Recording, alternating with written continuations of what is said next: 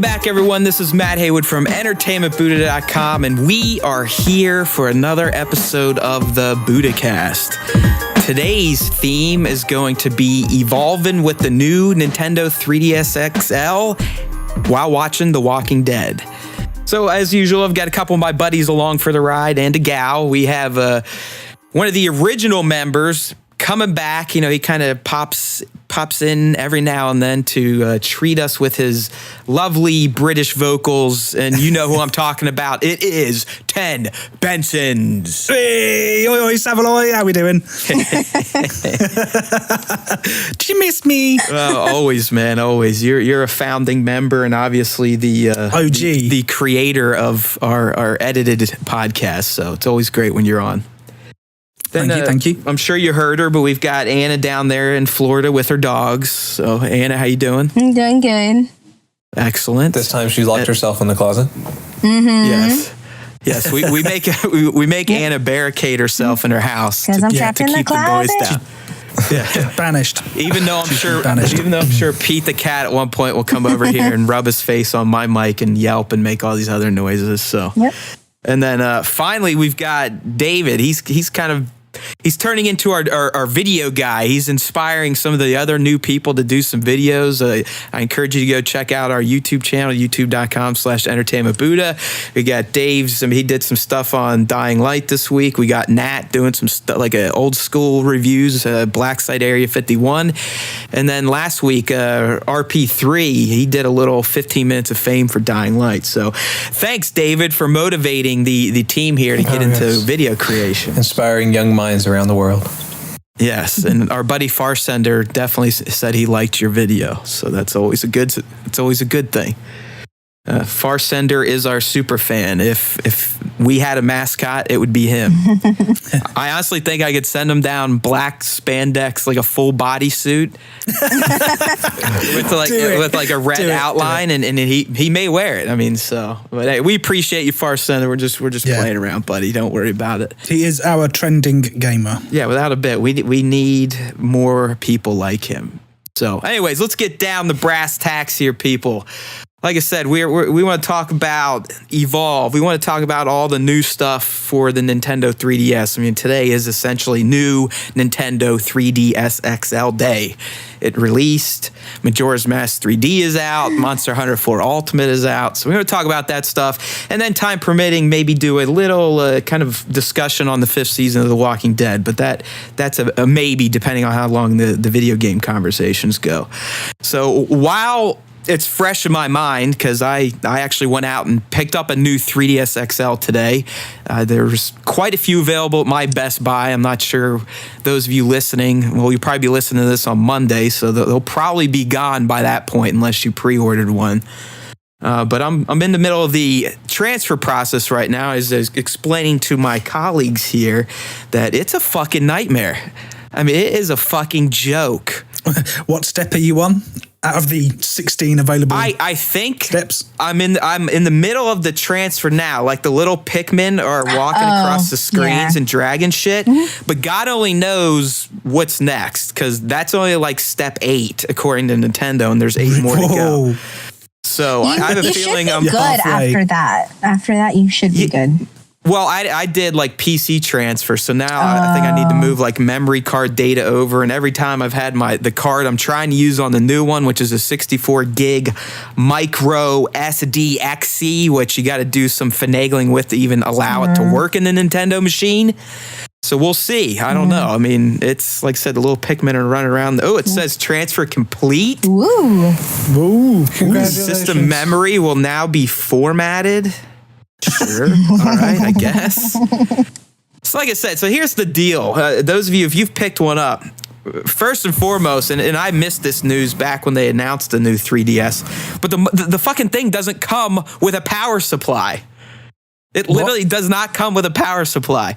Yeah, I was holding the box in the store. I'm like, this kind of slim. That's some nice packaging. They're saving trees.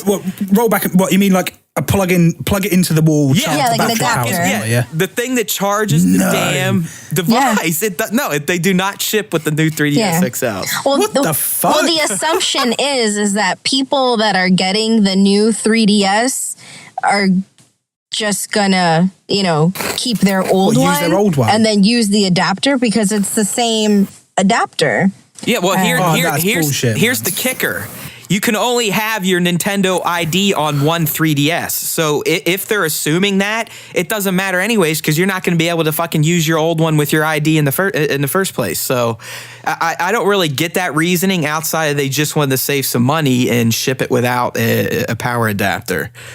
So that's really cunty. Yeah, and here's the other crazy thing I found out. To get to the micro SD, so the new one uses micro SD, to get to it, you have to unscrew the bottom of the 3DS. 2 screws with a size 0 screwdriver. Luckily, I've worked on computers before, so I have a set of small screwdrivers laying around. Big deal. I got it unbuttoned. But imagine if you bought this for like one of your kids. No shit. That's my point. Do you know exactly. what I mean? You'd just be like, well, not only would you be really pissed off that you wouldn't be able to charge it, but having to essentially open it up.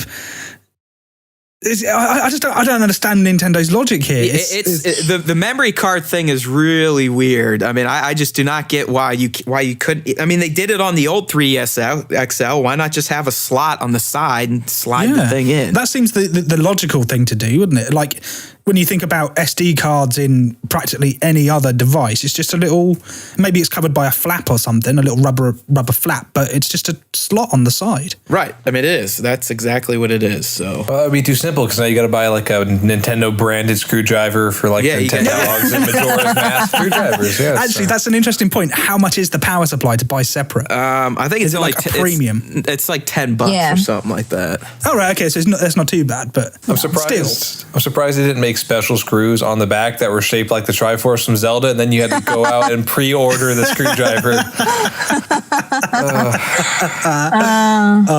That just would have been bad.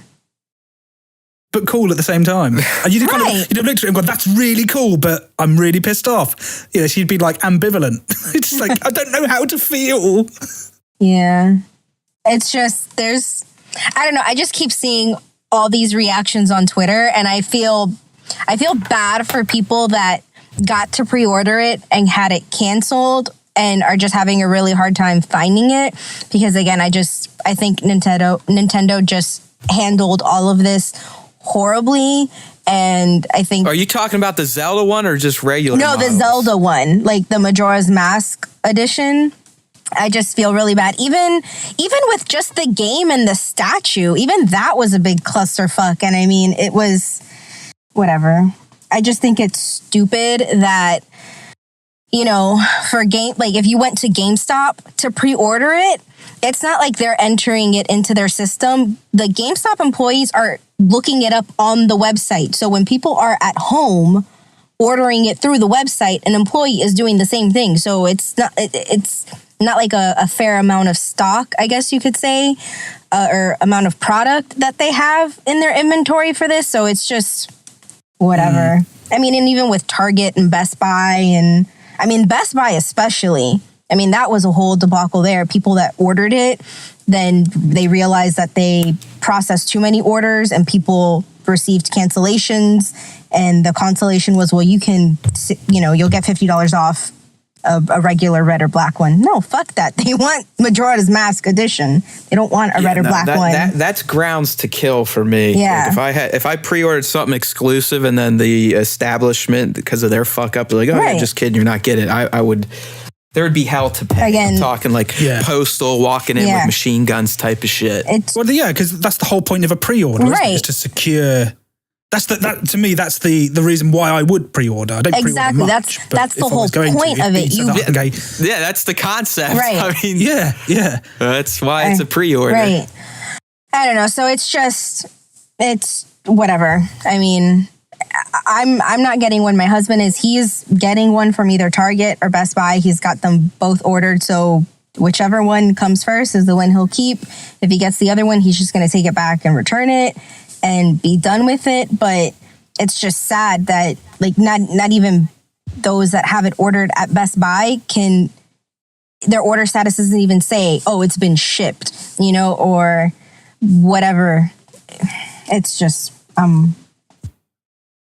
Give it to him, girl. Give it to him.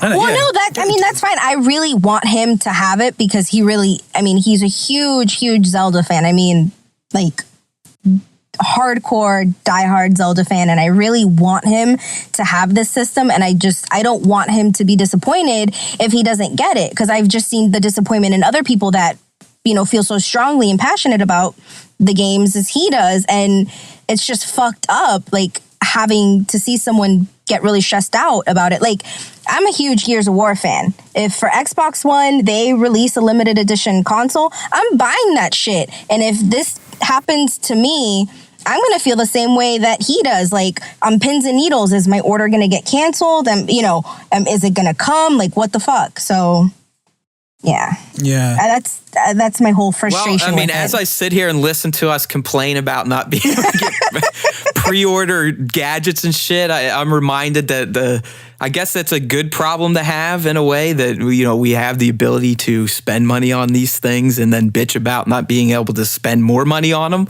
But where some people that might not have the cash flow are probably sitting here going, "You guys are assholes. It's just it's a pre-order console. I can't even buy lunch. What are you worried about?" I get the point. I mean, it's shady. If you can't meet the customer demand, don't offer the product. I mean, and it's like Nintendo. Think about it. It's a Zelda game. Anything Zelda related, people are going to lose their minds over, and a lot of people are going to want to get their hands on them.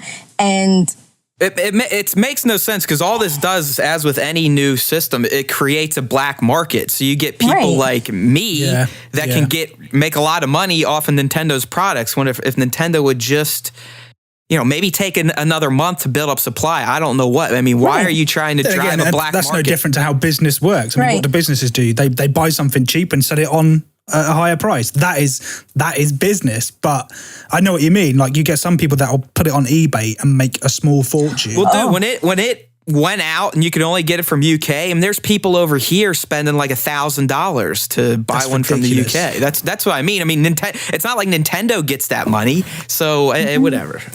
People rush for these consoles though. Just like I had some limited edition Game Boy Advance. It was a Pokemon one, a gold one for a while, and it was limited at the time. And then you go about a year or two, and the market's flooded. Like, what's going to happen with this one? They're easy to get in the UK. It's only a matter of time before they then sell them online, regardless of how much.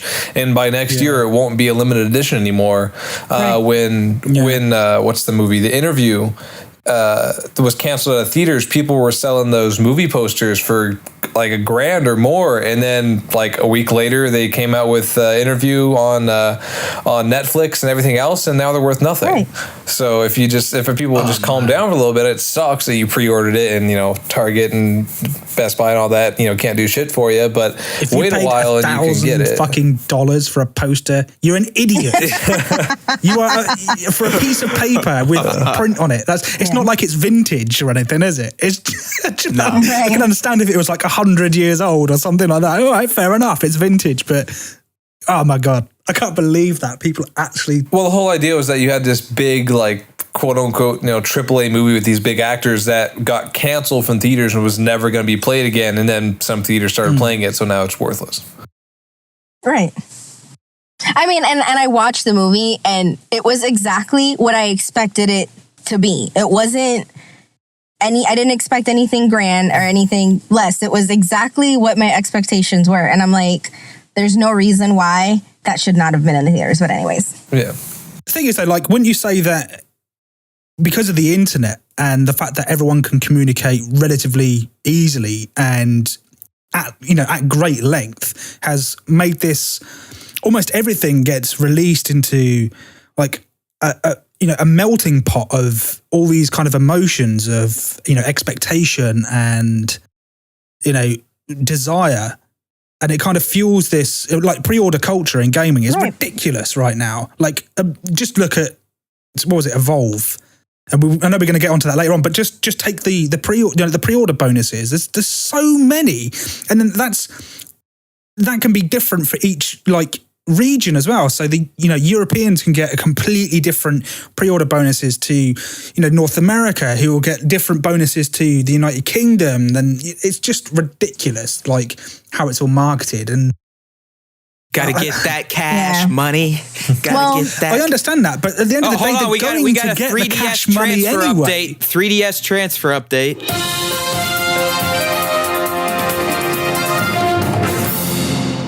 Now I'm at 280 megabytes of 1.8 gigabytes going from the old SD to the new SD. So far, no copy issues. Transfer rate of about 56 kilobytes. No, well, dude, it's on the Mac, second. but for some reason, it's still writing like it's 1998. Like those types of speeds, like a couple K a second deals.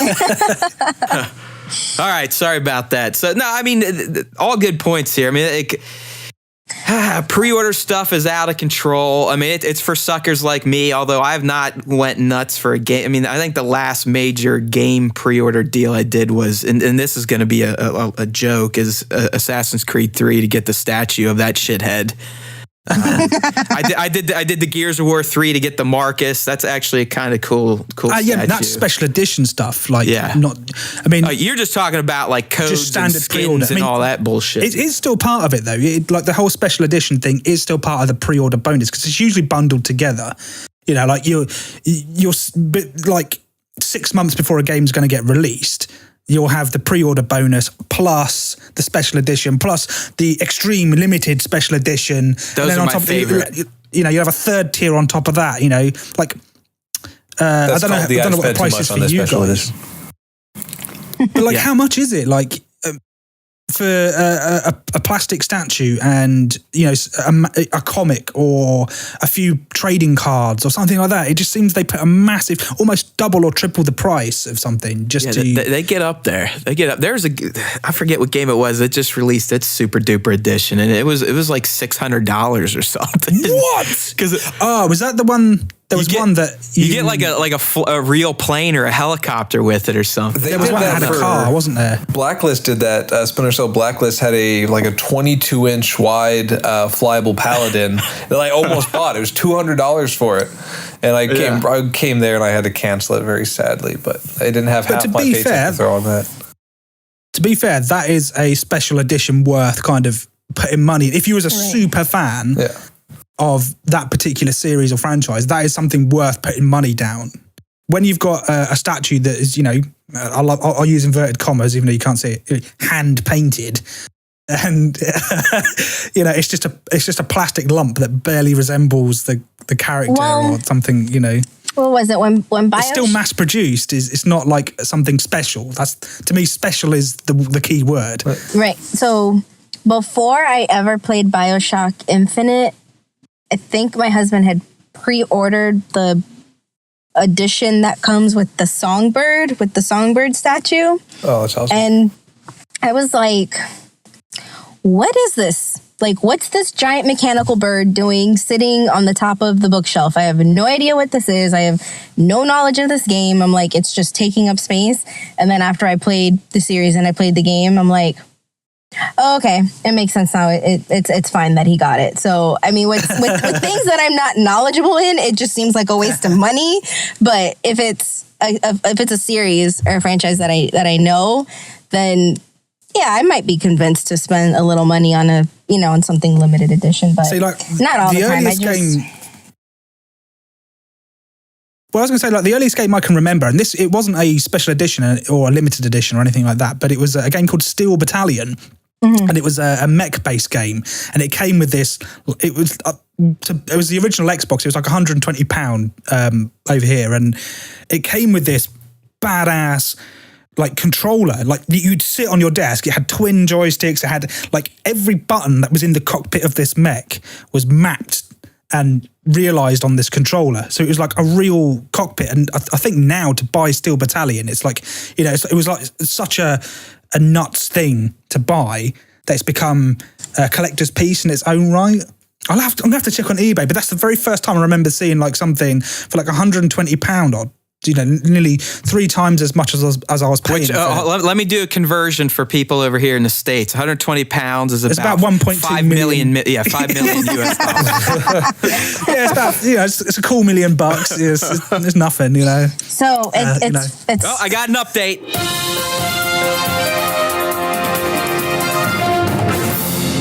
I just pulled the memory card from my computer, inserted it into the new 3DS XL, turned it on, and it looks like my games are there. I see them on the home screen. Are my saves intact? I don't know. Let's boot up a game. Why the game's booting up? Let's carry on.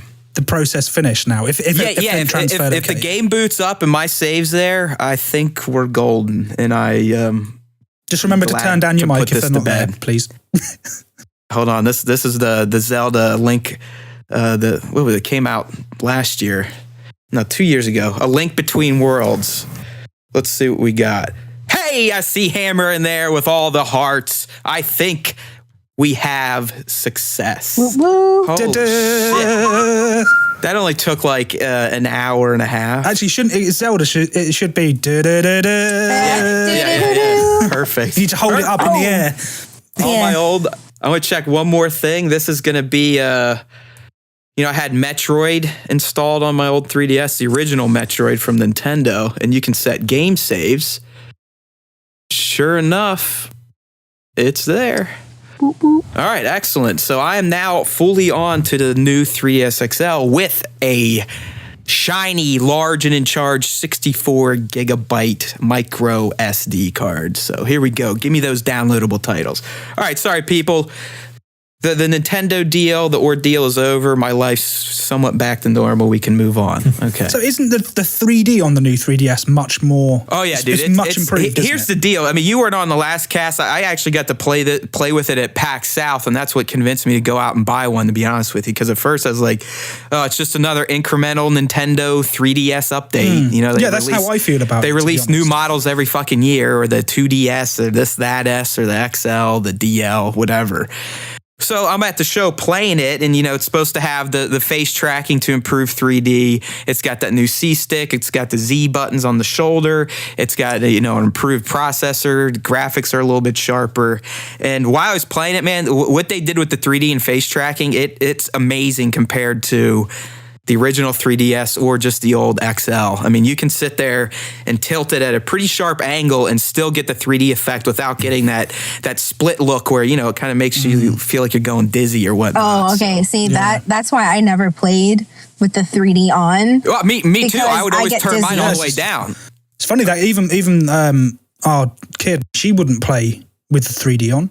Right, because if you were not holding it at the exact right angle, it would start to do that flicker bullshit, and it just wasn't worth it. Where this, I mean, as long as it's somewhat in front of your face and it's not, you don't have it perpendicular to your face, you're going to get the 3D and it looks crisp. I can tell you right now, the speed gains are worth it to me. Just booting it up, getting in the menu, this, that, and the other thing. I mean, it's probably 3 to 5 to 8 seconds faster than the old 3DS XL. So, we'll see. I got some playing around to do. I'm just happy all my shit's over there. Anyone that's transferred a 3DS knows the process isn't as fluid as it could be. Nope. This one especially because of the way the memory card has to be inserted, and if you want to use a larger than 32 gigs on the 3DS XL, the new one, you got to format the card a special way, this, that, and the other thing. So thank God I have a computer science degree, because without it, I think I would have been lost on this thing. Leave it to Nintendo to require you to have a degree to work their stuff. It is, and trust me, I'm not an idiot. I can build computers. I can do that. I might be stupid on other things, but when it comes to technology, I mean, that's my shit. I mean, I am a mechanic of PCs and whatnot.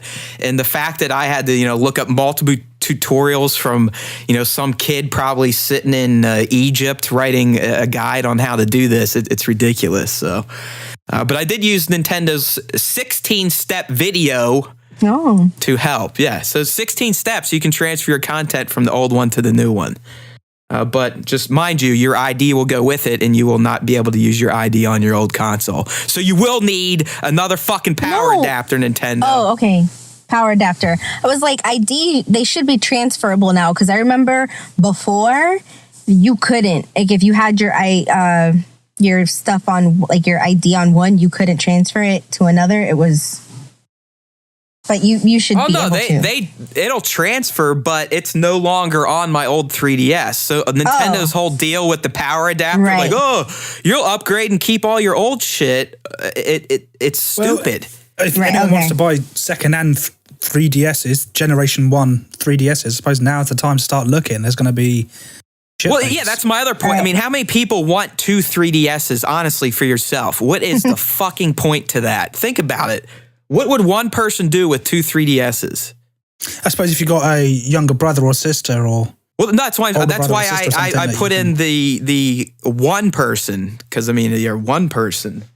Sorry. Right. I mean, someone like the whole point. I mean, the whole point is to upgrade. You know, the only way that anyone would, I think, in my opinion, would ever keep their old 3DS if it was a limited edition console. You know, so if it was like a Yeah, if you're Pokemon collector or one, something. or that makes sense. I mean, I'm gonna end up keeping mine because I got the new one at Best Buy, and I had I buy so much shit there. I'm part of the reward zone. And it's like, it seems like every 3 months I get anywhere from $50 to $100 gift certificate.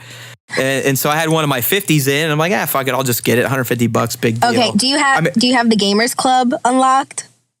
Oh, I'm in, dude. I'm in like Silver Super Reward Zone Plus membership. Yeah, I have the Elite membership, but I got their Gamers Club one where you get 20% off of the games, like brand new game. So it's That's, $60, but you get it for like 51. Yeah, that's actually not a bad deal. Yeah. I mean, and I got that when I picked up Master Chief Collection and Assassin's Creed Unity. So I got both games for like $50. And then when the games are on sale, you still get a discount on that. And if you're into amiibos, you still get a discount on buying amiibos at Best Buy. I need to get that. I stayed away from the amiibo things. Yeah, I mean, yeah. It sounds like our new guy Lucas is the amiibo crackhead of the group. Owen's into them too. Owen's into it too. Yeah. So Yeah, I'm not... Emily, she's got a load of Skylanders, and when I saw them, I was like, oh my... It's just a gold mine, isn't it, for companies? I don't think anyone had an idea that Nintendo's would just go. I mean, it's turned. I mean, people go gaga for it. Like I said, Lucas. I think Lucas got up today and was driving around the Toys R Us all morning just trying to get amiibo. well, Yeah, but that's the thing, though. If Nintendo farts, like if literally farts shit, like proper diarrhea, explosive shit, people will think it's a fucking rainbow. They're just that kind of... There's that kind of mentality around Nintendo. They're like I don't understand it myself. They're the Star Wars of gaming. Is that what you're saying? No, because Star Wars is shit. But Whoa. you know, That's a big word, motherfucker. What are you talking about? no, I mean, like Star Wars. I can understand why people genuinely enjoy Star Wars. It's not for me, and all right, I kind of will rip on about it, but that's only because it's been rammed down my throat so much by people over the years. Like, oh my God, you don't like Star Wars? Hey, you know, like, what's wrong with you? It's like, You're you know, so I just don't dumb. like it. But with Nintendo, it's proper fanboyism. I just don't... It's like more intense than the Microsoft Sony fanboyism that you have. I think it's because... well, it's true. I think it's because like Nintendo have always been seen as like the third party. You know, they're the one that's The redheaded stepchild. like left to their own devices, and people have like attached themselves to it. And it's the same with me. Like I have a special place like in my heart for Nintendo because I grew up with the NES and the SNES and the N64, the GameCube. So like they're part of my gaming heritage, but I don't feel loyal to them in any regard. They lost me at the GameCube, and they haven't won me back. There's never really been a reason for me to kind of like go. Yeah, I right. agree with you. I think the GameCube was the last time I felt compelled to have a Nintendo system. I got the Wii, I have the Wii U, I had the 3DS, so I know I sound like I'm talking out of my ass, but it really did. Oh, hey, there I got the Reggie me. Reggie, he's wearing a horse head. Sorry. Right. I'm in Street Pass on the new Nintendo, and Reggie showed up. You know, everyone knows Reggie, the good old Phil Zemeck. He's like a giant, isn't he? He's like He's a big guy. I mean, he's a Godzilla. Yeah, he's a big dude. Can't stand him. Every interview he has, I just want to shoot myself in the face. Oh, he's awesome, dude. He is awesome. I only went to one E3 where Nintendo actually did a press conference, and that was the highlight of it because of Reggie. I don't get the whole thing about Nintendo Reggie. could start a genocide right now, and Reggie could be like, "Oh, Nintendo is starting a new part of society. Let me run you down on the stats of why we're killing half of humanity. Hold on, talk." Continue. I'm sorry. Who's better, Reggie or Phil Spencer? I would rather have passionate. They're not sex even with in the Phil same Spencer. league. They're not even in the same league. I mean, Reggie, like last year for their E3 thing, he basically did a skit for an hour straight. as literally as Reggie fills a mech. Like he pretended he was a robot. He'd walk around like bah, bah, bah, bah. So no, they're not even close. I mean, Reggie, like I said, he's very iconic. People associate the brand with him. I mean, he's not up there like in Iwata territory, but he's right underneath them as far as Nintendo goes. You can't beat Yosp. So yeah, cool. Street Pass. I mean, honestly, let's get real. Street Pass is really the only reason to have a 3DS. Seriously. And imagine how many Street Passes you're going to get at PAX. You're just going to have to continuously check that shit. I don't have to. I mean, I've done it for a couple years now, and you are in for a treat. I don't know how many you have now, but it gets to the point where you could literally be on your 3DS all day and I've never understood this. They only let you bring in 10 new ones at a time. And until you bring the new ones in, you can't bring I just want my puzzle pieces. Yeah, well, that's the thing. Once you bring new ones in, then you have to play the puzzle game, then you have to play the haunted house game, then you can bring the other new ones in. It's a pain in the ass. But yeah, you're going to see at PAX East or any of these other shows you go to, I mean, there's everyone there has a fucking 3DS, and we're all exchanging. I think I'm up to 440 at this point. I think I'm at like 300. Yeah, little me people. But yeah, that's where Nintendo, I mean, they do figure out these very niche-y things. I mean, I know this type of stuff is huge over in Japan, having their little characters hanging out and passing them over to other consoles. Can you, turn them into, like, Tamagotchis?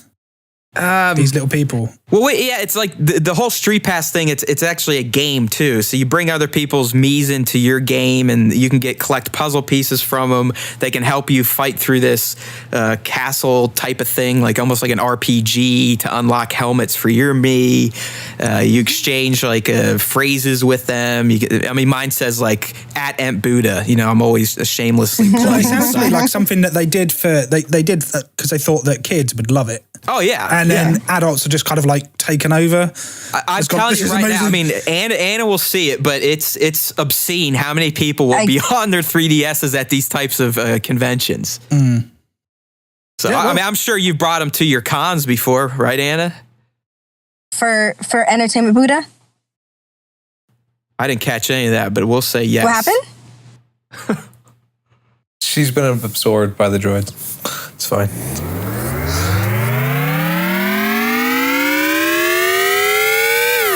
This is the part where I dropped out, 'cause I can't hear anyone right now. And if you heard my song, this is the part where I dropped out, 'cause I can't hear anyone right now. And if you heard my song, for you. Yep, don't worry, this is normal, people. Welcome to the Buddhacast. At least one person drops off. I can edit it out. You better continue off from. No, it's okay. I like it. Keep it live. This is how things happen. So if anyone can get Anna back in, or when she joins back in, we'll welcome her. I'll edit me out saying that I'm going to edit it out. All right. Who can't leave all in? Who gives a shit? There's probably 10 people that listen to it anyway, so it's not a big deal. It's all right. We can slag her off when she's gone. Yeah, so I think we've kind of beat the Nintendo and all the random. Anna's gone, man. Yeah. So shit when she's gone. Man, fucking off. Anna, Yeah. always screwing fucking things Nintendo up. fangirl. Yeah, seriously. Gotta have the Majora's Mask. She's probably trying to transfer her data. Blew up her computer. So anyways, let's kind of shift on. Outside the 3DS releasing, Majora's Mask 3D's out, then Monster Hunter 4 Ultimate's out. I've played a bit of each one. You can check out previews on entertainmentbuddha.com, but I've not thrown in the full game that I picked up today with the new 3DS. So one of these days, I'm not reviewing it. One of our guys is doing it, thank God. And I'm back. There she is. Yep. Now she sounds like she's on the moon. I even sang a song for you guys. I don't even know if anyone heard it.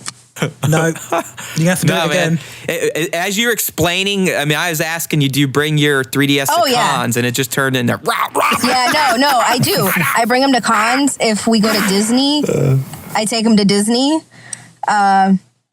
Oh yeah, so that's how you have 300. So yeah, you're doing quite all right. I mean, before I started going to E3 in this, I had nothing. I mean, no one. And within 2 or 3 years, I'm at 4. Yeah. Who's the most high profile then that you've got? I have, like I said, I have Reggie and then I have Iwata, and I got those guys at E3 when I was up in Nintendo's booth. My husband got Wayne Brady. I was jealous. So you have to be next to him. The special people. Oh shit. Yes.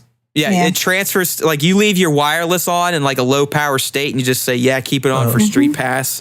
And as you pass people, I mean, it's literally like an NFC handshake. Like, okay, here we go. I'm jumping onto your system. I'm jumping on, or you jump over to my system. Yeah. All right. That's really it's cool. so, I mean, it sounds lame as hell, but it really is intriguing to see, what countries you've collected that people have come from and the puzzle pieces, and then really just trying to unlock all the gear for your Mii so you can be like, oh, look, I'm wearing the dragon's head. Or I've got the 8-bit Mario on my forehead. Yeah. I mean, that type of shit.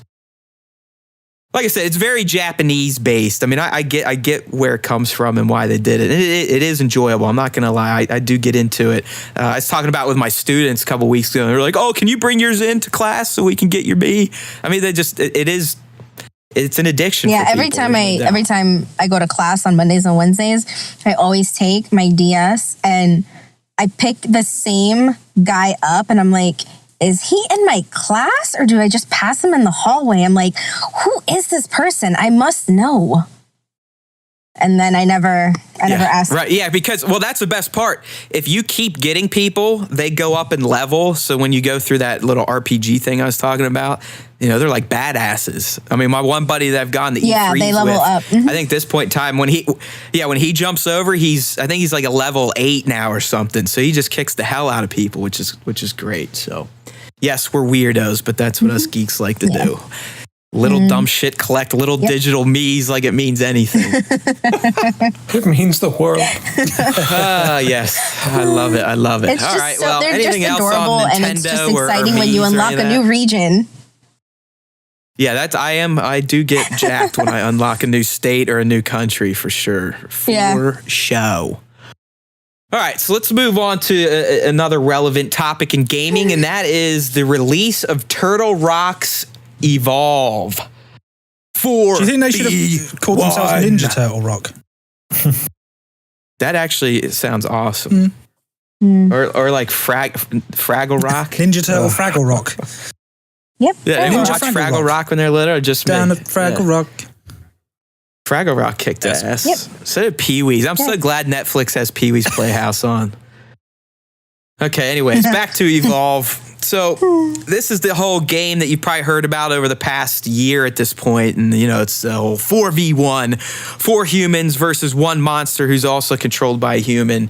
This, that, and the other thing. I mean, for all intents and purposes, it is a pure multiplayer game. The concept is so good, isn't it?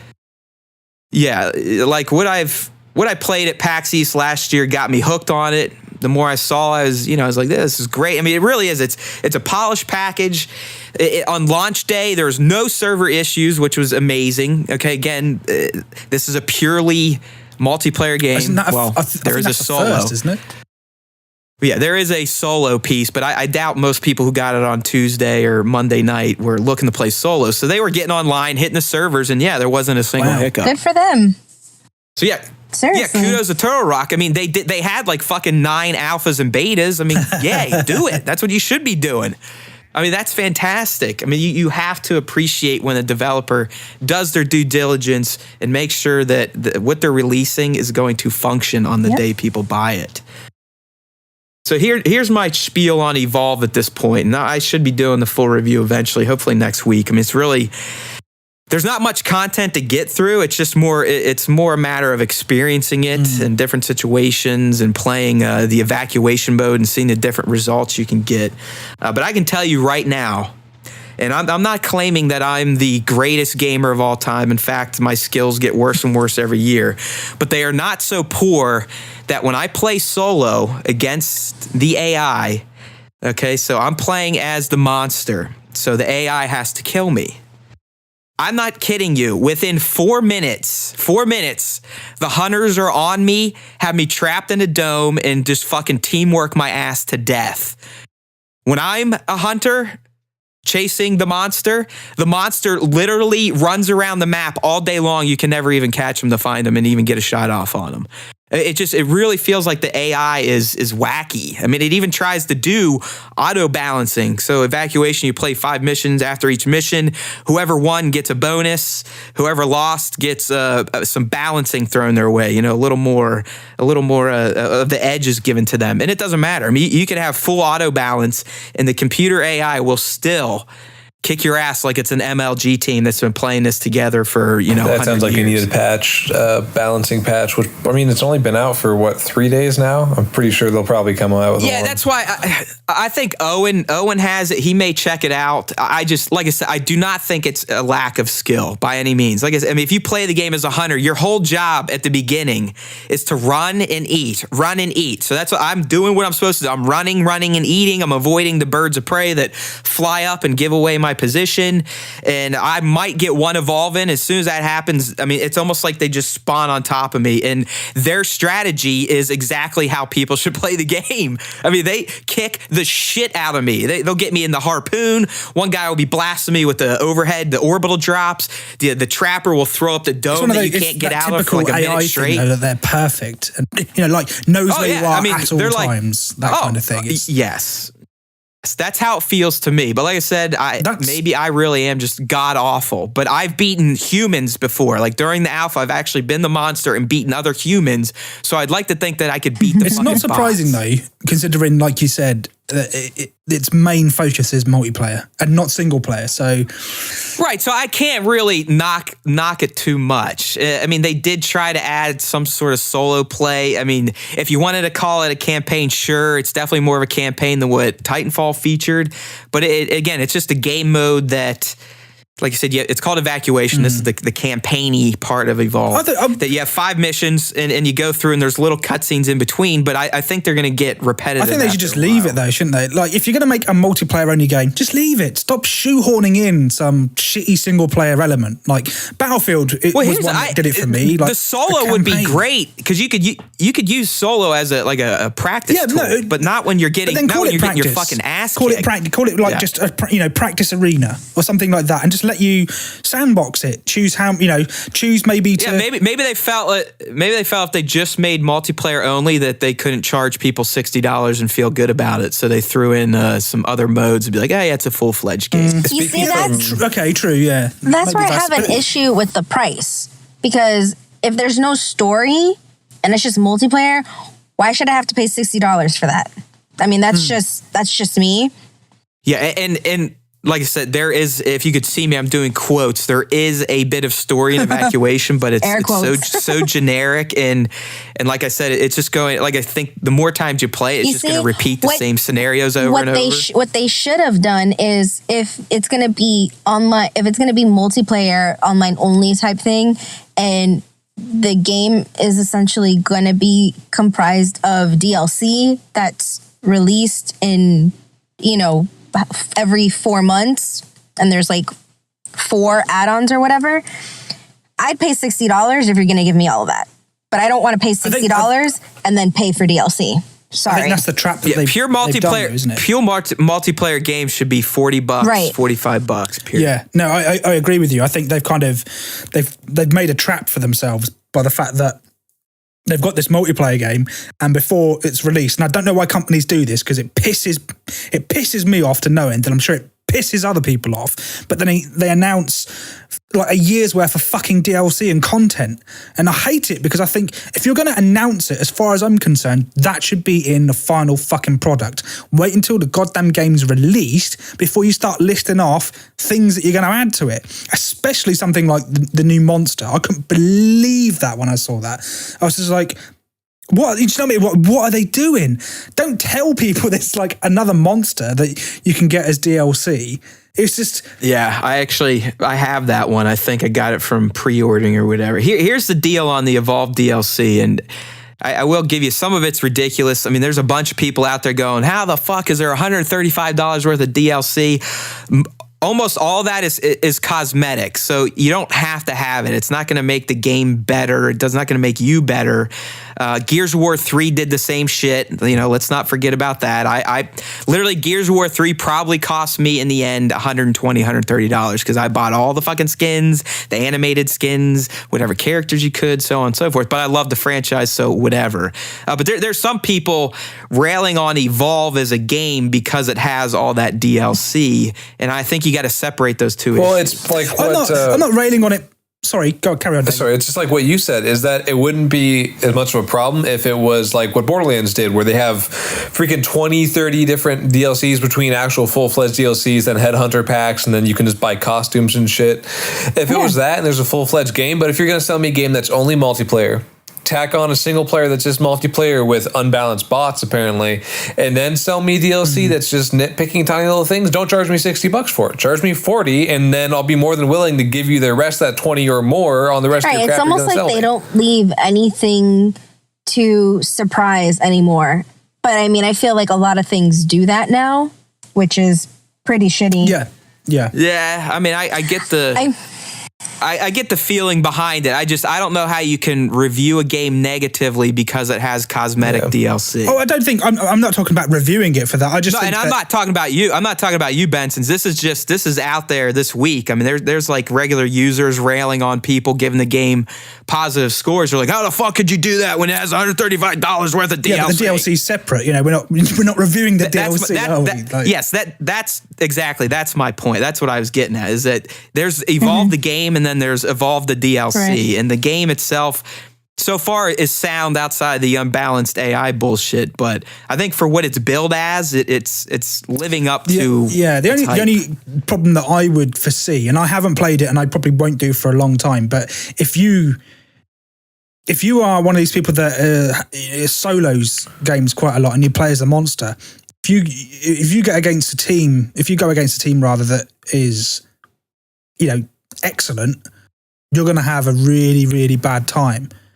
And I've got a feeling that there's going to be a lot of people that are going to be in that position that are solo, and they're going to go against a team that's really, really good, and they're probably going to have a really kind of like whitewash game, and then they're going to go against another team that are not working together, and then they're going to whitewash them. So I'm worried about like the whole balance of, because like to me a game like Evolve will work well when you've got a monster that's really good against a team that's really good, and it's like a nail biting. Oh yeah, no, without a doubt. Close game. It will be skewed. It will be skewed one way or the other. If you have an advanced monster and a shitty team, the team's going to get destroyed. If you have a great team and a shitty monster, the monster won't even probably make it to the second stage of evolution. And I'm basing it on Left 4 Dead. Yeah. Yeah, just play solo, then you'll know what it would be like to go against a really good team. It's small enough teams that where if you just have like one or two people on the team that suck, you have to have an entire team of 4 that knows what they're doing. You can't have one or two people that just don't care. Right. That's why online play with people you don't know isn't really, most times isn't going to be balanced. Right. I mean, and right. Well, I've noticed. I was just going to say, I mean, and that's the whole point of Evolve. You're only as strong as your weakest link. So even if you have one person out of the 4 who doesn't know what they're doing, it's going to weigh the team down. And I mean, I like the concept behind it, but that's where I kind of like have an issue with it because I don't play online all the time. I'm going to be the one that's going to bring the team down. So it's like, I plan on doing it tonight after I have a couple beers and the screen's a little blurry looking. I'm going to get in there and be like, woo! You're going to be that guy, aren't you?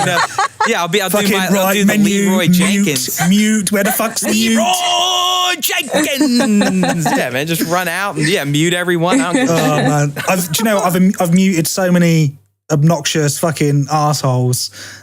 God, I wish every developer would just make it so you could blanket mute the entire party. Yeah. I hate it. I mean, remember though, when we used to play Gears 1, we talked to everyone, we talked shit on other people, and then once they created the party system, we all went into our shells, and I don't think I've been in a public chat since. No, me neither. Me neither. Yeah. I fucking hate people. Yeah. I just hate it because you get some dickhead who's playing music so fucking loud. And it's like they're doing it deliberately, playing music. Right. So that it's like, yeah, listen to me, check out my music. It's like, I don't want to listen to your fucking music, mate. Yeah, yeah. Menu, mute. The cesspool of online gaming. Yeah, toxic. Yeah. Whoa.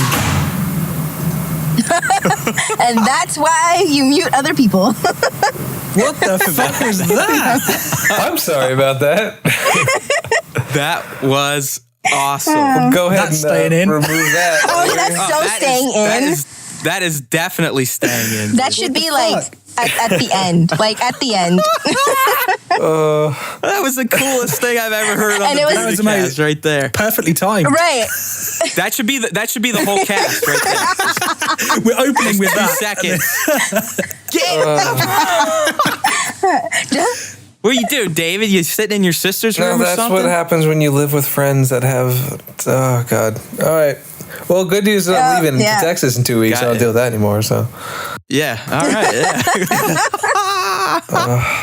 Awesome. All right. Well, David's alive. He did not just get his brains blown out by his roommates. So Did you not hit record again, David? Is that what it is? No. I can't. That was That fantastic. was pretty Anyway, awesome. evolve. All right, go ahead. Yeah. Anything left on Evolve? I mean, has anyone played it besides me? Do you know what? I think it's Outside like one that. of these things that it's going to be good for competitive play. I think that once it gets a little bit longer in its life cycle and hopefully has a bit more content, because like you say, it does seem a little bit light on content. But I think that once it gets 6 or 7 months into its life cycle, Oh, it's perfect for Yeah, it's esports. I mean, dude, at the events, they'd have guys like calling the match, like sports broadcasters essentially, and people were amped. I mean, they're sitting around big movie screens watching it and like, yeah, the monsters winning, the hunters, yeah. I mean, it was it definitely suits well. well, for that's what I'm saying. Like, esports. if you've got someone who, and especially not just teams, but a solo player as well. If you've got someone who's excellent at being the monster, playing the monster, has got their tactics down, has got their process down, and it comes up against a really Well, good that's team. what I was gonna tell it's you. going to have a We were really, talking about- like as a spectator, that'd be a really interesting thing to watch. Well, yeah, here's the deal. We're talking about, you got to have a good monster and good hunters. And I was looking at the leaderboards, and what I've noticed under the monster category is most of the pro players seem to just stick with the monster. Like a lot of the Twitch guys, they're up in the top 10 already at this point, as far as, monster kills, monster wins, this, that, and the other thing. And it appears that they prefer playing as the monster. Because, really, the monster is the glory character, because you are one against many. So if you can win as 1 against 4, it's kind of more of, even though like, the monster's tough, it's like killing a boss in a regular game, but it's still 4 against 1. I mean, you have the odds in your favor. Whenever you talk about the monster, all I can think in my head is the Hulk. That's all I can think of. Who he Hulk is, smash. essentially. Except he can die. The Hulk wouldn't die. He'd just run around, kill everyone. Then he'd eat the planet sheer and move on to the next one. I still think Superman could beat Hulk in a fight, though. Not that anyone here is goofy. I mean, our buddy Perfected, he's a big one. He would always get into that with me. Hulk versus Superman and some other people, but that's what nerds do. I went down to the toy store the All other right. day. We have down at one of our malls here. Don't know what the hell it's called, but they had an Amazon Hulk. Apparently from some comic series of the Hulk. I didn't know there was an Amazon Hulk. Freaking amazing. It was a 10-inch tall figure. Oh man. Yep. Yeah, dude, there's a whole, there's Planet Hulk, when he gets shipped off of Earth and he goes to another planet and kicks the shit out of everyone. Yeah, it's, I like the Hulk. I still think Superman's the best. All right, moving on. Anything else on Evolve? Like I said, I'll try to get the review out next week. I'm going to play as much multiplayer as I can this weekend unless I just suck real bad, then I'll just kind of. So when you play, play as the Kraken, do you just say to yourself really loud or just shout, "Release the Kraken"? Yeah, I'm not even good enough to unlock the Kraken yet. Like I've just been playing solo to really kind of get the lay of the maps and try to figure out some strategies. But like I said, I just get my ass. Are you underwater as the Kraken, or is it a monster that? No, It flies. Yeah, No, he's when he has he shoots electricity or I don't know, whatever. I don't know. He's pretty cool looking. There's three main monsters, and then like the one you said that's DLC only, the Goliath or whatever. But you start with the Goliath comes with it. I forget what the other one is. So you start with the Goliath. You have to level up his fire, his throw, all this shit to unlock the Kraken. You have to level up the Kraken to unlock the raid, so on and so forth. And solo progress does carry over to multiplayer and vice versa. So it's not like I'm wasting time, but I kind of am because like I said, the Hunter AI, they can beat me in 4 minutes. I've literally had 4-minute matches because they're on me like flies on shit and just use the strategies you're meant to use. Because you gotta remember, their classes here. This isn't just everyone's a fucking assault guy, Rambo running up and shooting. Like a trapper, haven't you? I mean, there's a dedicated healer. Oh yeah, dedicated healer, dedicated trapper, dedicated assault, and who's the other guy? Medic, trapper, assault, ranger. The medic's kind of your scouty type. Why am I drawing a blank on this shit? I don't know. I'm just plucking guesses out of my ass. One has a sniper rifle. One has.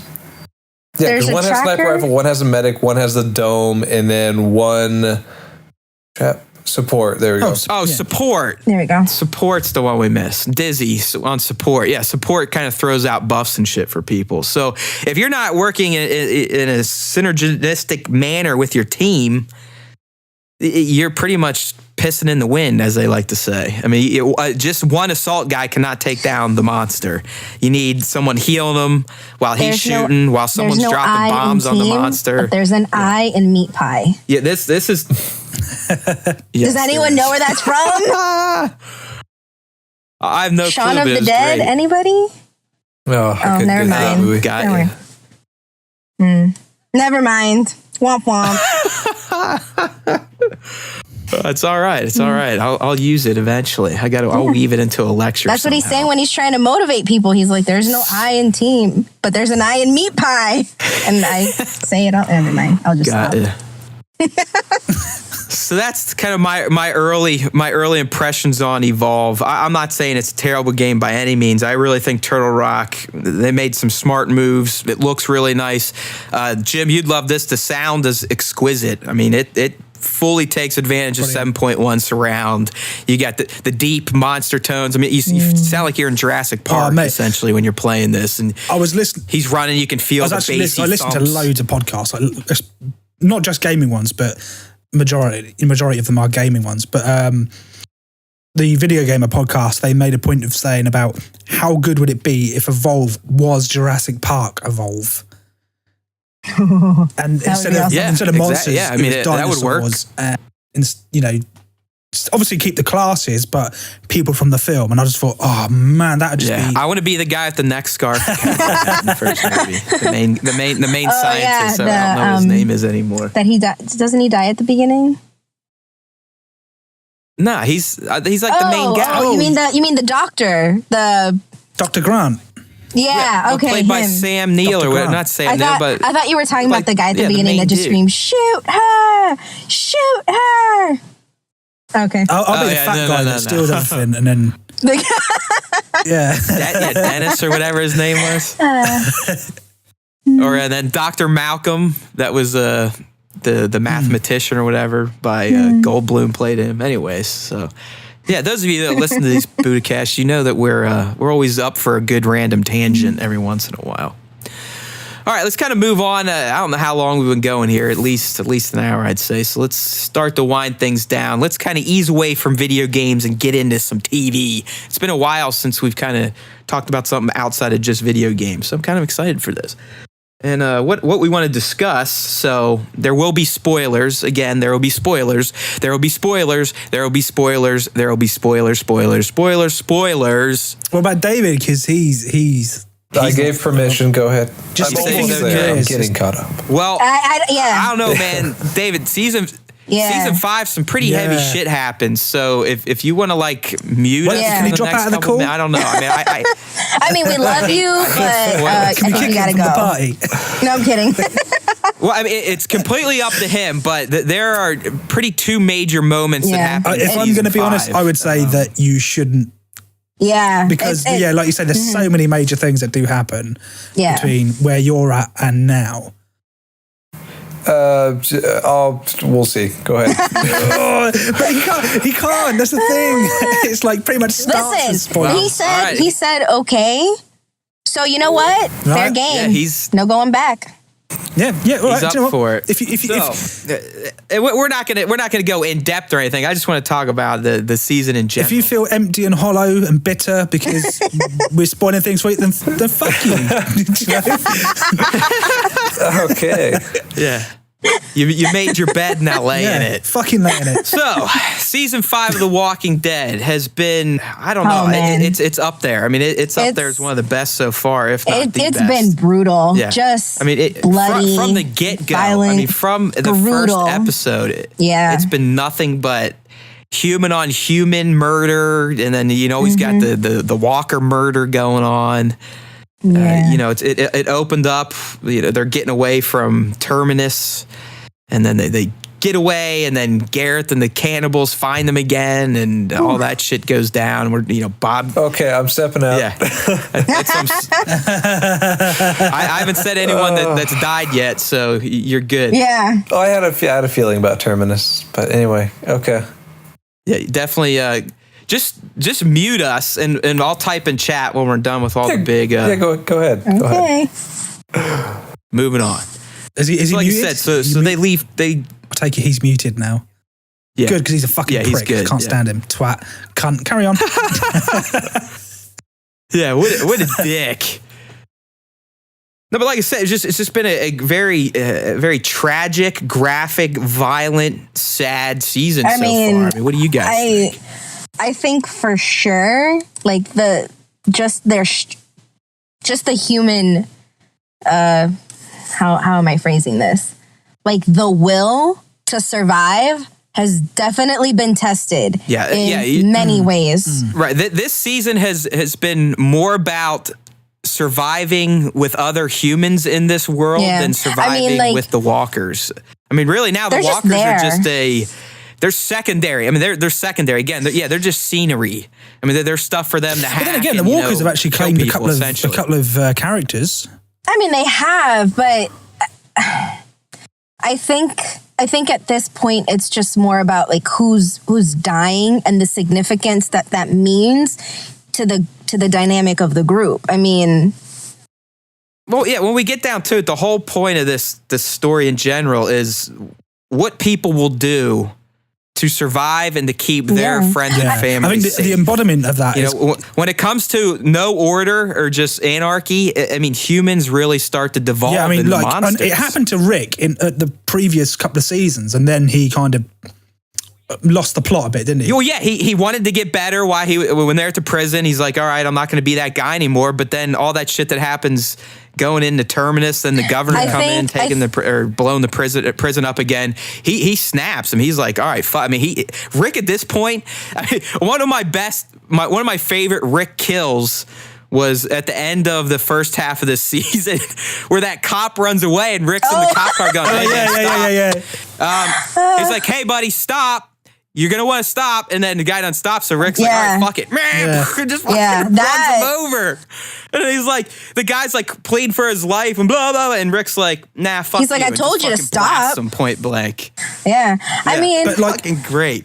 Or the church massacre. I mean, that was another one where they just everyone took their anger out on those fuckers. I mean, you see Sasha, she's just like, whah, whah, whah, in that guy's throat, and then Abraham's jacking him with a gun stock in the face. Talking about like the human element and the will to survive, I think the embodiment of that has got to be with Carol. When oh yeah. Well, yeah, she used to be a battered woman, and now she's Rambo. So soft. I mean, she's fucking Rambo. She's cold, at this point. Man. She is fucking cold. Probably colder than Rick. I think, I think she's lost. I mean, there was a point, even when they all met back up, where you could tell she was still unsure of like, do I want to be back with these people and like care for people again, or should I just stay on my own where I can just be this machine? Luckily, she stayed around. I think Carol's one of the certain situations like force them to be that way. It's not, they don't intend to be that way, but Oh yeah, no, I'm not saying she's a horrid person. No, not at all. So we as viewers, we look at Rick's group as good guys. But you got it when you put yourself in their shoes and they meet another group, just like they're cautious of the group they meet, that group's cautious of Rick and them. I mean, you can't trust anyone in that world. I suppose it's the same with Abraham as well. When you first met him, there was an air of uncertainty about him. Like, what kind of exactly. Where does he stand in the whole good bad spectrum of things? I mean, obviously the governor, right? Straight away, I pegged him out as bad guy. He just had the sinister, creepy thing going on. It was far too nice. Like, you can't be that nice in this world without being a complete cunt underneath. And lo and behold, that's exactly what he was. And Abraham, I just didn't know how to take. Like, here's this guy that he seems to be like, well, he was, wasn't he? He was on a mission. So to him, it wasn't about just survival. It was about getting somebody, Yeah. He needed to bring Eugene to DC. That's it. That's all he cared about. Because, I mean, we saw his family got killed because they were scared of him because he was killing them to like, protect them. Sorry. He was ready to kill himself, and then Eugene shows up, and he's like, all right, I got something to live for. I got something to look forward to. So reading the comic and finding out when Eugene admits to there's no cure, like, that was just like a jaw-dropping moment, and I was curious to see how it would play out. Oh, I didn't see it coming, on the show, because, knowing this, I'm like, what's going to happen? Are they going to kill him? Like, what? And then when that happens and Abraham just feels like, what the fuck did I do this for? Like, my family's dead. I thought that I had this purpose that, I was put like in that moment right there to find Eugene, and that was my mission. What am I living for now? It's almost like he was transported right back to after where his family had gone. Yeah. And that, that empty, desolate feeling of what the fuck, why am I here now? What have I got to live for? Exactly. Oh yeah, I mean, it took Maggie kicking his ass to wake him up and get him motivated again. So. It's hard. Again, it's hard to say, like, put in certain circumstances what I would do to survive, how far I would go, and if it was even worth being alive. But like, even in last week's episode when Michonne's just like, don't you want another day? Like, even like if it's the last day, like, don't you just want one more day? Yeah, but and it's also like one more day of hope as well. The group that has portrayed how you can be changed in this type of society, not that there is society, is a Garrett or it's Gareth, right? His group, because again, they were normal people. They had Terminus. They were inviting people in, but then like those rapist murderers came up and trapped them all and raped their women and beat them and kept them in that rail car. And then finally, when they got the upper hand again, that's when they decided, his group, like, all right, fuck people. Right. We need to eat too. So I don't know how it led into they need to eat people, but it was, what was it that the mom was saying? Like, you're either the calf or you're the cattle, or there was some significance of, right. Yeah, you're the butcher or the cattle. Yeah, you have the upper hand. Or in that world, you either fucking kill to survive, or you get killed and treated like a slave. I think the thing is, like, the concept of obviously cannibalism isn't a bad decision. It's the way they went about it, like callously and coldly, like literally like an abattoir. And I think that's where the sinisterness comes in. Because like when I first saw Terminus, and it's very quickly revealed that something isn't quite right, isn't it? Like, they kind of walk in there. Right. It seems like the governor, everything's too friendly, too welcoming. There's something not right here. There's a guy on the roof with a rifle. Why the fuck, like, is he watching? What's going on? If we're, welcome, why is he so cagey? Yeah. And I quickly kind of knew that there was something dodgy about the place. So my mind straight away was thinking like, what's wrong? And then the food, because there was eating, wasn't they? There was food being cooked. So like Right. straight away I was thinking it's got to be that they eat people. Like in my head, I'm just thinking it's got to be that they eat people. But that, like I said, that in itself, in that situation, it's disgusting. Yeah. You know, like as a rational kind of normal person that can go to the fridge and have a fucking whatever I want. But in that situation, that's not a bad, you know, it's survival. It's doing what you have to do to survive. If you've got children, like, you know, doing something like that would ensure their survival. It would ensure your survival. But like the evilness, the badness came from the fact that, you know, locking people up in, and it's very similar to the, you know, extermination of the Jews, you know, locked in train cars. Yeah, I mean, when you're in that environment, you're just going to build up a natural hate for the people doing it to you, and then probably people in general. Yeah, you know, there's just treating people literally like food, like cattle. I suppose that's where the little saying came from. I mean, and it was, come on. And the worst part is just how inviting they are. Like, oh, welcome to Terminus. Yeah, doing it You're with a safe smile on here. their face Look and at shit. look at all the food you can have, and then they lure them to these places. You know, they take away their belongings. They lock them up in these cars. They treat them like animals, and then they have what is it, like a shrine room where they have all the belongings, you know, or little things of people that have died. I mean, or they take their things. I mean, it's just... Is that people that they've killed to eat, or is, because I took it as people that were part of their group that have died. But No, yeah, it's the people that show up that looking for health and you know, food and shelter. Yeah, they take their shit, then they kill them. I mean, it's, Oh no! What I mean is the shrine. Like they had that room with like a load of candles. Is that people that they've killed and then have lit a candle for? Because that kind of feels a little bit I don't almost know like a if gesture. they, You know, it's like a nice gesture in a way, I don't rather know than if they something sinister. if they explained it, but it's still really creepy to see. Oh, yeah, no doubt. You know, No doubt. like there's just this big room, and you have all these things, and I don't know. It's just everything was too good to be true. But then again, it was on the detail. I mean, once they saw, you know, Maggie's poncho, Glenn's Yeah. riot gear, the lady had the pocket watch. I mean, that's when they knew that no, Yeah, this ain't something's right. wrong, because Yeah. we know who those belong to, and they don't belong to you. You know, and I mean, and even just the moment from when they break out, you know, exactly what they do with, you know, inside of Terminus, and then finding out what's going on outside of Terminus with Carol. I mean, it was a pretty crazy episode. I love that episode where they showed how the groups came back together, and that kind of leads into the most recent episode where we've lost another main character in Tyrese. Even with Beth.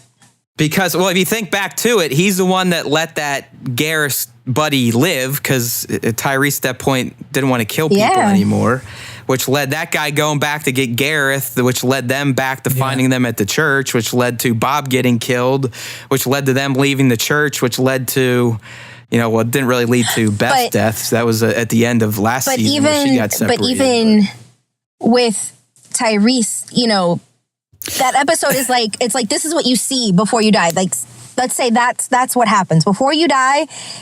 Well, he was just having an internal monologue with himself. Like, did I make the right decisions? Right, or my decisions are why I'm in this. Right, that's what I'm getting at. Right Like now. it's like at that moment he's confronted by the choices that he's made. Yeah, and it's like I suppose he's justifying his existence, like exactly in this world. Yeah, it's like did I make the right choice? Like, you know, Beth was there, the girls were there, Bob was there, and that guy. I mean, and it's even like Bob. So as far as the deaths this season, which one do you consider to be the most tragic, so we can move on and get David back in here? I actually want to wrap up pretty soon too. But I think tragic in terms out of the three, like I think Beth. what's the little girl, not the one that Carol kills, but the one. Oh, no, I'm talking just this season. Oh, this season. So we had Bob, Beth, and Tyrese. I say Beth. because Yeah, I'd say I Beth. mean, there was so much promise in her. Like she had made such a complete turnaround. The way she was killed too was just so fucked up. Oh, it was so like and like they said, I'm it was gonna have to accidental admit, as well. though- You could see it was accidental. Last week though, when he got bit, I'm like, oh crap, they're not going to kill another main character this soon. Because I mean, again, this is the first episode back after Beth died. And the way they filmed it, you thought at the beginning that they were just mourning Beth and burying her, but then you find out it was actually for Tyrese. And when they got him out or they got his arm chopped off, I'm like, all right, he's going to make it. And then when he's in the car, that scene was brutal. You know, he still hears those radio broadcasts that no one else heard, and he just goes, you know, the Beth's like, it's all right, everything's fine now. And then you know he's dead, and I was like, no, you can't kill another one. What was the name of the guy that was with Tyrese that he was looking after? I can't remember his name. He was Noah? from the hospital. Sorry? Noah. Noah. Yeah. Noah. I wouldn't like to be him because he's got like 2 deaths on his conscience right now. Yeah. Yeah, pretty much. He's caused. He has more indirectly caused these 2 deaths. Definitely. That's it. We just want to do a little quick talk of what we've seen so far. You know, there's 7 more episodes to go in this season, and if you've been following the behind the scenes videos and shit like that, I mean, I guess it's just going to get even nuttier than what happened last Sunday. Well, I think it's safe to say that if you've read the comic and you know that there are certain characters that die, expect for the most part, like 85% of the time, they're going to die. Yeah. Right. Yeah. So I don't know any. I don't know. Like anytime someone dies, it's new to me. Yeah. But I've kind of read some shit and ruined certain things for myself. Yeah, I know. Like something was ruined for me because I was watching at midnight, and you know Chris Hardwick hosts at midnight, and Lauren Cohan and the guy that plays what's his name, Eugene, was on there, and then oh my God, Robert Kirkman was on, and then he said something, and I was like, no, why would you say that? And yeah, I don't want to say it. See, I've got to be careful because you guys get it a day before me. So right, I got to be really careful. I never post, if I post anything on social media about a popular show, there will never ever be anything that when you see me tweet, like when I'm watching The Walking Dead, it's just like, what the fuck? Or really, single or did that shit happen? Like, I'll just do things like that. I will never say like, oh my God, Rick's hand just got chopped off. Oh, my life is over. No, I won't. I won't do that. So, well, we got a new episode in a couple days. So let's move off of Walking Dead and wrap up this episode of the Budacast. Yeah. Try to get David back in here. Get him back. I knew he wouldn't want to hear that. Yes. I mean, yeah. As much as you like guys, spoilers don't affect me. Just stop talking shit about him, okay? Yeah. Let's just stop. What was that? Oh yay! Awesome David's back. Woo! Yay me! Yeah. Yeah, you're gonna want to skip that 10, 15 minutes there for sure. We've had our recap of The Walking Dead's 5th season. I think we agree that it's been pretty fantastic. Sorry you didn't get to participate, David, but nothing sucks more than spoilers. So I think you made the right decision. I should have just listened to Jim and like gone out like 5 minutes soon. Well, yeah, because like he had one sentence in, and I was like, "Oh, that's." Yeah, dude. I mean, if you've been watching the show, you know that when shit happens, shit happens. So and plenty of shit happens. Yeah, it's been a really good season, so you won't be disappointed. All right, gang. So let's bring this one home. Let's do the old around the table. How about you, Benson's? Anything you want to plug, share, promote? Just the usual. Follow us on Twitter at EntBuddha. You can follow me on Twitter at 10Bensons. Go to our YouTube page and check us out on there. And subscribe to this podcast if you enjoy it on iTunes. And yeah, just subscribe, do all the things, click all the things, share all the things. yes, all the things. Thank you. How about you, You Anna? can follow me on Twitter at Febzilla. I wouldn't. What? I thought we were cool. Whoa. Hey, I'm not cool. You know me. What? I mean, sidebar conversation. Anyways, yeah, you can follow me on Twitter. And don't follow him. He's not cool. All right, so what? You hear that? Sorry. There you go. You'll get this one back. Game? Anyone? What game Is is that this? Donkey Sounds Kong? almost Mario-y, but It was Excite That was my first guess, and then I went with Donkey Kong. Sorry, I'm losing my focus right okay. here. I've got this It's okay. shiny 3DS. Do another in front of one. me. Do one more. So I decide to fire up an old Nintendo game. All right, yeah, we can do one more. While we're doing that, David, why don't you go ahead and I would say you can follow me on Twitter, but my Twitter account just crashed and I can't get into it anymore. So when I fix that, I'll let you know. In the meantime, you can find me on Steam or Xbox Live under Sixth Night. That's NITE. get some? All right, well, here we go.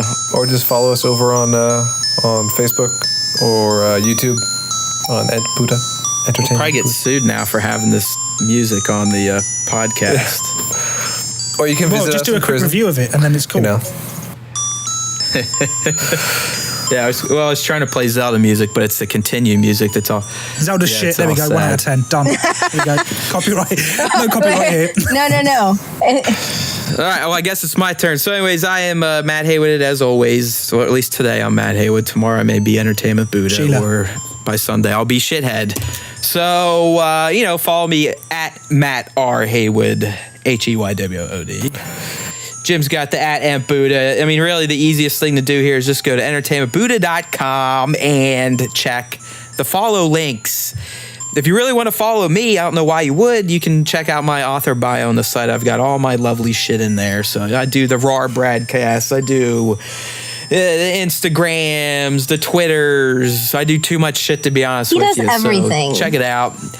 Really, all we care about is you enjoying what we put out on the site, entertainmentboo.com. It will make you a better geek one post at a time, and that's a fact, Jack. I feel like one of All these right? days we're gonna end the podcast and all of us saying that in unison.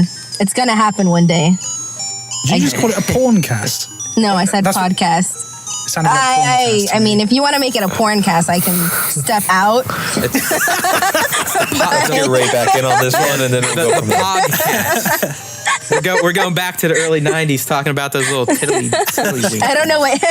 Not really. Hey, check it out. So we got a whole new staff this year, and they're already starting to Get on my nerves. provide new content. Like I said, David, he's kind of become the video guy. He's done stuff for Dying Light, iDarb. He's cooking up other projects to do. We've got Nat making videos now.